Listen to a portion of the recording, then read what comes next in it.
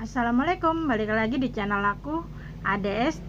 Kali ini aku mau membahas tentang cerita masa kecilku sampai saat ini. Yang episode pertama itu kan udah selesai di masa SD. Sekarang aku pengen nyeritain lanjut ke masa SMP. Awal mula masuk SMP itu awalnya kalau nggak salah aku sekolah dianterin sama orang tuaku. Waktu SD itu kan aku sekolahnya di rumah ya, boleh dibilang, soalnya kan aku tinggal di sekolahan dan aku sekolahnya itu di sekolahan itu juga, jadi aku nggak kemana-mana. Jadi dari rumah itu tinggal ngelangkah ya paling 10 langkah udah nyampe kelas. Jadi aku tuh bener-bener nggak pernah kemana-mana sama sekali. Taunya itu di dalam rumah, di dalam sekolahan, ya paling keluar ke depan gerbang jajan, udah gitu aja, nggak pernah main yang jauh-jauh atau kemana-kemana, nggak pernah. Aku itu tipe yang benar-benar kuper, jarang main, jarang bergaul, ya paling main sama teman-teman yang tinggal di sekolahan aja, udah sama dia lagi, nggak ada yang lain. Ketika masuk SMP itu aku ngerasa seperti keluar kandang. Karena apa? Jadi tahu dunia luar tuh seperti apa, karena kan sebelumnya itu ya keluar paling ke mall, itu pun sama mama. Pertama kali masuk SMP itu kan ada kegiatan MOS. Waktu zaman aku itu kan ada MOS. MOS itu biasanya disuruh bawa ini itu, atau pakai rambut diket-iket, atau tas yang dikasih tasnya dari plastik, atau topi dari kertas. Itu biasanya aku dianterin sama mama atau sama bapakku, karena aku nggak berani keluar sendiri. Naik angkot juga angkutan umum, nggak pernah naik sendiri karena nggak tahu cara nyegatnya juga, nggak tahu cara berhentiinnya, nggak tahu cara bayarnya, terus takutnya sampai sekolahan itu kelewatan. Karena aku itu tipe orang yang nggak pernah apal jalan, yang nggak pernah inget ini berhentinya harusnya di mana, ini turunnya harusnya di mana. Di SMP pun temenku sedikit, maksudnya yang main bareng itu sedikit ya. Satu kelas kan isinya lumayan banyak, cuman sekedar say hello, sapa, udah gitu aja. Tapi kalau yang untuk ngobrol, curhat-curhat, main bareng, ketawa bareng, itu paling antara 3-2 orang gitu. Dulu itu waktu di SMP yang aku takutin tuh guru matematika, karena galak banget, padahal aku suka banget sama matematika dari dulu. Di balik kegalakan guru matematika aku itu sebenarnya dia orangnya baik, cuman karena pengen tegas biar anak-anaknya itu pada ngerjain PR. Biasanya tuh nggak ada yang ngerjain PR, males ngerjain PR dengan segala macam alasan. Nah, kalau lagi masanya olahraga itu kan biasanya di lapangan. Nah, di sekolahanku itu lapangannya kecil. Jadi kalau lagi ada kegiatan olahraga lari, itu tuh olahraganya di luar sekolahan, itu di daerah Rawamangun kalau nggak salah, jauh banget dari rumahku. Kalau pas lagi olahraga di Rawamangun itu biasanya dianterin sama mamaku, karena aku nggak berani jalan jauh. Ya udah mama yang nganterin. Cuman lucunya itu cuman aku aja yang dianterin sama mama, yang lainnya itu mandiri, berangkat sendiri atau sama teman-teman yang rumahnya dekat. Jalan pulangnya itu juga apa ya, mereka itu biasanya nongkrong dulu, makan-makan, jajan-jajan dulu. Nah, kalau aku itu sama mamaku biasanya pulang olahraga itu paling beli jajanan yang ada di situ, terus langsung pulang ke rumah. Guru olahraga aku itu sampai apal mamaku orangnya yang mana, karena setiap datang pasti guru olahraga aku itu negur sama si mama, karena aku cuma satu-satunya orang yang diantar sama mamaku. Pernah satu hari, satu kejadian, yaitu aku coba berangkat ke Rawamangun untuk olahraga sendiri tanpa diantar mamaku, tapi aku berangkatnya berdua sama temen satu kelasku itu. Pas berangkat alhamdulillahnya sampai di tempatnya nggak nyasar. Tapi pas pulangnya itu bodohnya kita salah naik angkot. Yang harusnya kita naik dari seberangnya, kita naik langsung dari depan tempat kita nunggu. Yang ada kita nyasar jauh banget sampai ke pul-pulan angkot, itu di daerah Gandaria kalau nggak salah. Sampai supirnya itu nanya, mau kemana sebenarnya? Mau ke daerah Kampung Melayu, Pak. Oh, salah, harusnya naik yang dari seberangnya. Ya udah kalau gitu Bapak sembari narik, nanti kalian Bapak anterin sampai rumah. Aku bilang iya, karena kan aku kalau naik angkot itu mabok, jadi gampang pusing, gampang mual. Akhirnya yang tadinya duduk santai lama-lama pusing tidur di dalam angkot. Dan baiknya itu bapaknya benar-benar nganterin sampai depan sekolahan tempat aku tinggal. Nah, kebetulan di depan sekolahan itu banyak angkot yang pada mangkal di depan sekolahan, angkot tujuan yang sama. Akhirnya ditanyain, lah kok berhenti di sini tumben, biasanya kan di daerah tempat lain, nggak di sini tempat apa ya, ngetemnya atau tempat berhentinya.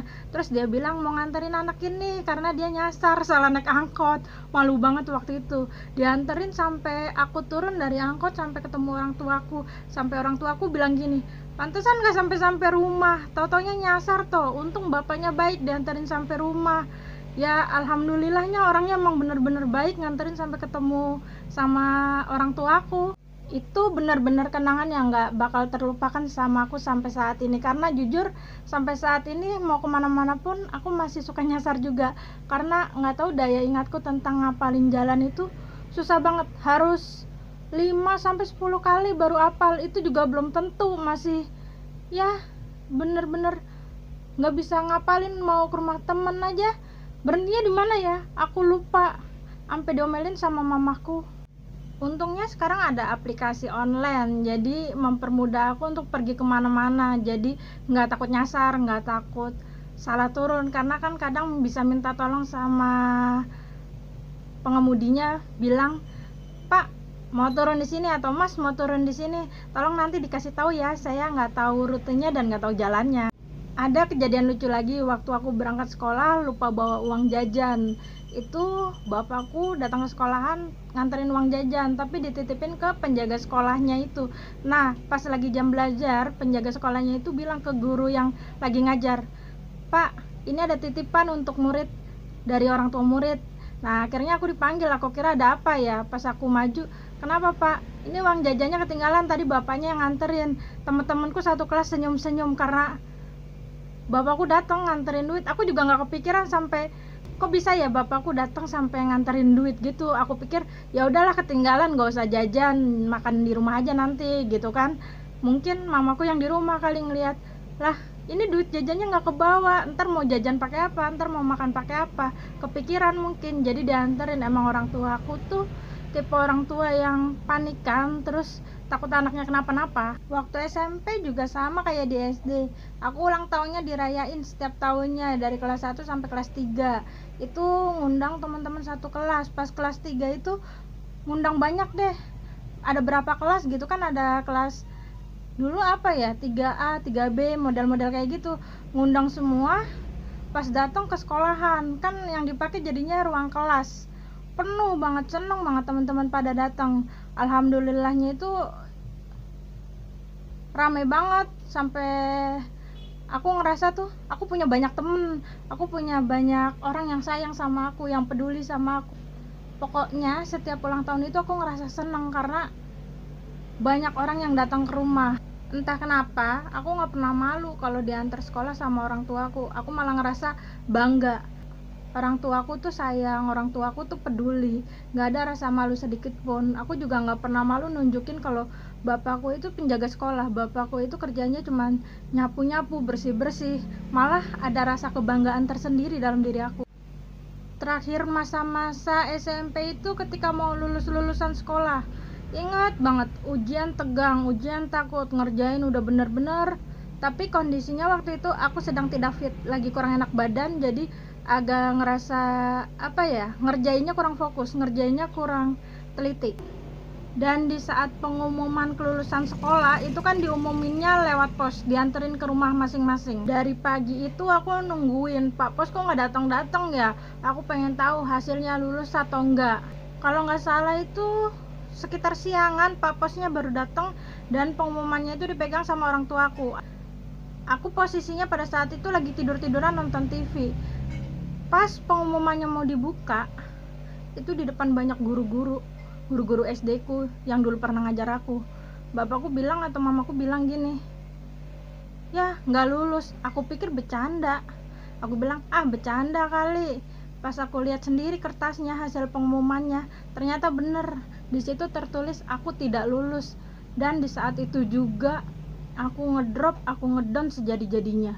Nggak tahu lagi mau bilang apa. Yang ada di pikiran cuman, kok aku bodoh banget ya bisa nggak lulus, kok aku begini banget ya bisa mempermalukan orang tua aku.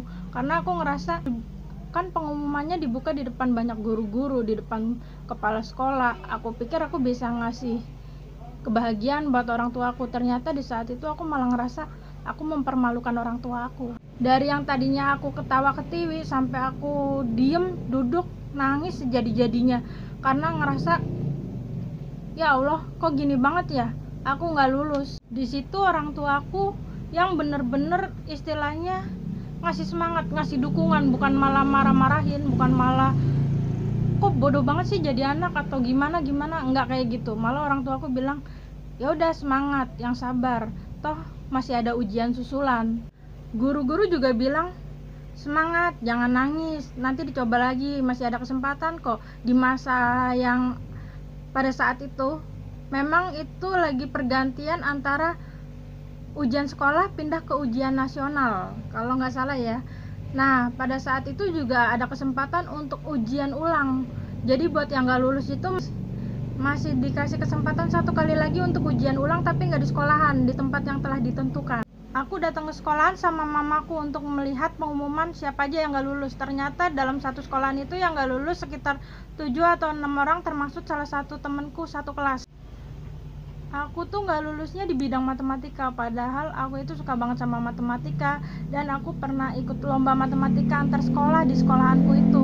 Ya walaupun nggak menang, tapi ada kebanggaan tersendiri, terpilih dari satu sekolahan itu. Aku kepilih sebagai perwakilan dari sekolah untuk mengikuti lomba matematika. Tapi kenyataannya di akhir kelulusan aku nggak lulusnya gara-gara matematika, nilainya kurang sedikit, jadi itu yang bikin nggak lulus.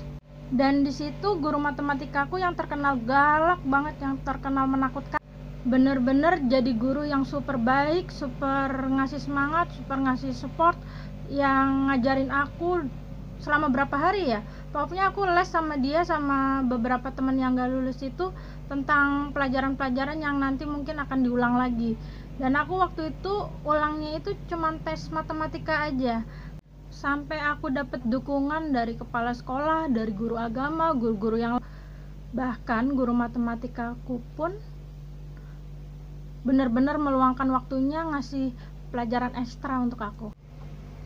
Selain ngasih semangat ke aku, mereka juga ngasih semangat ke mamaku, karena selama proses mamaku itu nganterin terus sampai nungguin aku selesai belajar sampai pulang. Itu nggak cuman aku dianterin di drop terus pulang nanti dijemput lagi, nggak gitu. Mamaku nungguin dari awal aku dianterin sampai aku selesai belajar sampai pulang, kita pulang bareng. Jadi itu yang bikin guru-guru ngerasa ini anak dapat perhatian banget ya dari orang tuanya, sampai ngerasa takutnya mamaku ngedrop atau takutnya mamaku sedih. Jadi mamaku dikasih dukungan terus sama guru-guru, sama kepala sekolah, bahkan guru agamaku pun ngasih dukungan. Pas pengumuman hasil kelulusan, aku cap 3 jari, tanda tangan, dan beres semuanya. Aku langsung daftar SMK.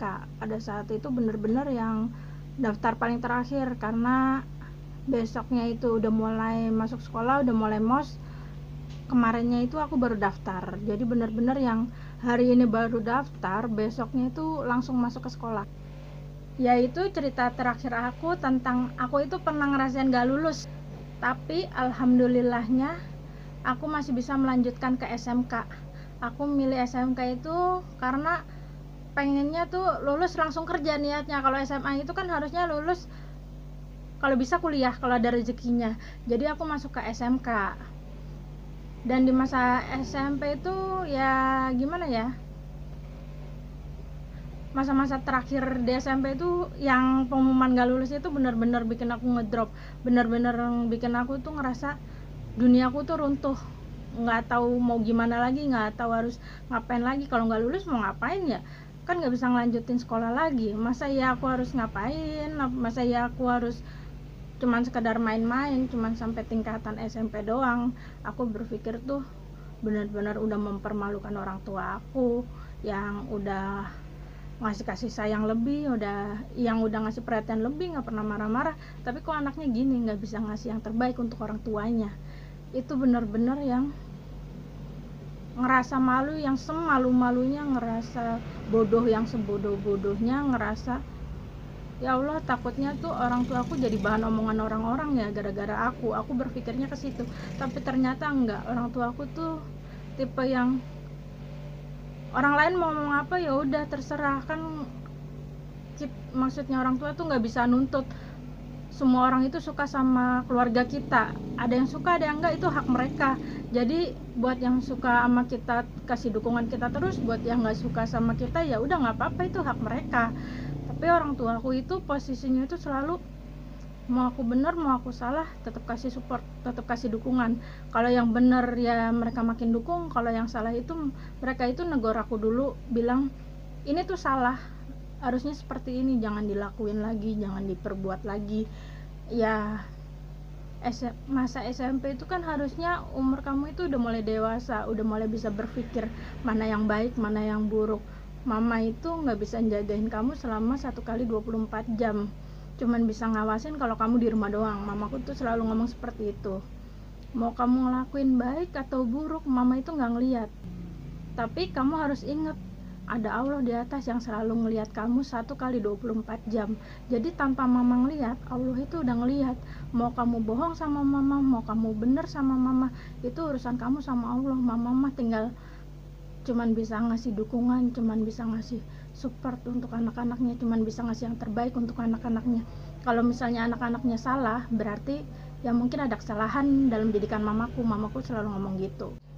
Ya itu cerita suka duka aku selama masa SMP, cuman sedikit cerita ya, banyak sebenarnya ceritanya, cuman aku cerita yang dasar-dasarnya atau inti-intinya aja, berbagi sama kalian yang mau tahu ceritaku seperti apa. Kayaknya cukup sampai di sini video kali ini, cukup berhenti di masa SMP, atau mungkin bisa dilanjut di video-video berikutnya, kisah-kisah yang lain, cerita-ceritaku yang lain yang menarik ya. Yang baik-baiknya bisa diambil, yang buruk-buruknya dibuang, bisa buat pelajaran, atau yang jangan dicontoh lah. Kalau yang buruk-buruknya ambil baik-baiknya aja. Jadi video kali ini berhenti di ceritaku di masa SMP ya guys. Cukup sekian ceritaku, jangan lupa terus dukung aku, terus support aku. Jangan lupa buat yang suka video aku di like, di share, di komen, dan jangan lupa di subscribe. Kalau ada kesalahan dari kata-kataku, aku mohon maaf yang sebesar-besarnya. Sampai jumpa di lain kesempatan di video-video yang lain. Assalamualaikum.